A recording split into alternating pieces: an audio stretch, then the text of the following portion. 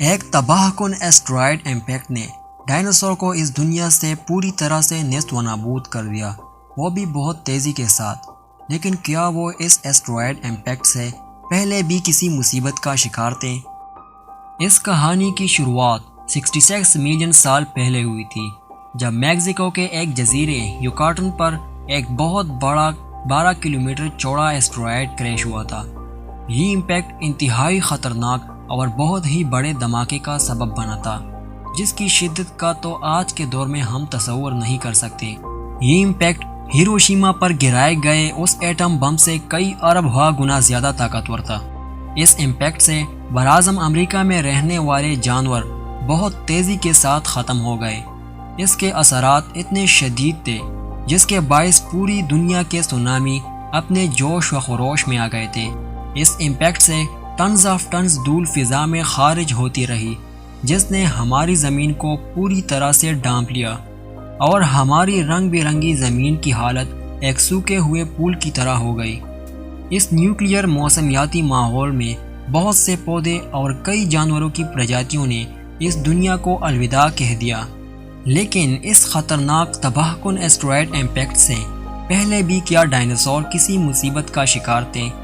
آخر وہ کیا مصیبت تھی جس کی وجہ سے ڈائناسور مرنے کی کگار پر آ گئے تھے؟ یہ وہ سوال ہے جس کے بارے میں ہم آج کی ویڈیو میں تفصیل سے جانیں گے۔ تو چلو شروع کرتے ہیں اپنے اس ٹاپک کو۔ سائنٹسٹ نے ڈائناسورز کے ان فیملیز پر ریسرچ کرنے کا سوچا جن کی اموات اس ایسٹرائڈ امپیکٹ سے پہلے ہوئی تھی۔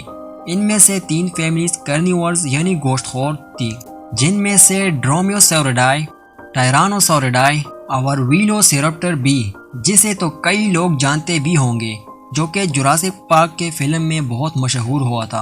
اور آخری ہے ٹروڈونٹیڈائی، جو کہ ایک چھوٹا ڈائناسور ہے۔ یہ ڈائناسور بالکل پرندوں کی طرح دکھائی دیتا ہے۔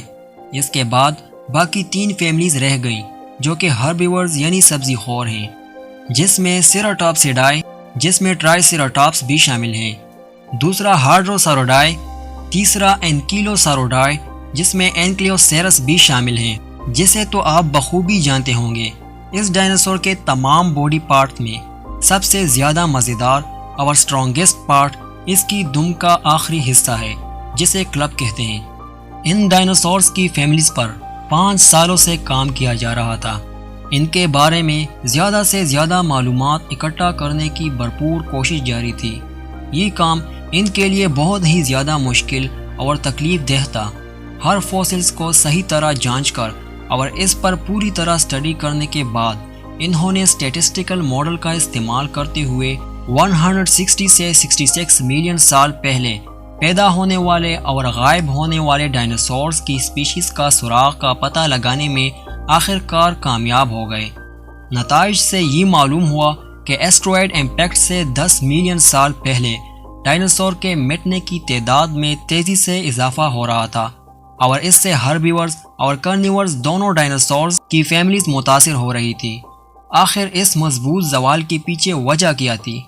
اس کے پیچھے ایک نظریہ ہے جو ہے موسمیاتی تبدیلی، یعنی وجہ تلاش کرنے کے لیے سائنسدانوں نے ماحولیات کا مطالعہ کیا، جس سے یہ معلوم ہوا کہ یہ وقت سخت سردی کے دورانیے سے گزر رہا تھا، اور ہم تو یہ جانتے ہیں کہ ڈائناسور کے میٹابولزم کو صحیح طریقے سے کام کرنے کے لیے گرم آب و ہوا کی ضرورت ہوتی ہے، کیونکہ ڈائناسورز تو مگرمچھ یا چپکلی جیسے ایکٹوترمک یعنی ٹھنڈے خون والے تو نہیں تھے، اور نہ ہی اینڈوترمک یعنی گرم خون والے جیسا کہ میملز یا پرندے ہوتے ہیں، بلکہ یہ تو ان کی درمیانی حصے میں پائے جاتے ہیں، یعنی میزوترمز، جنہیں گرم ٹمپریچر کی ضرورت ہوتی ہے۔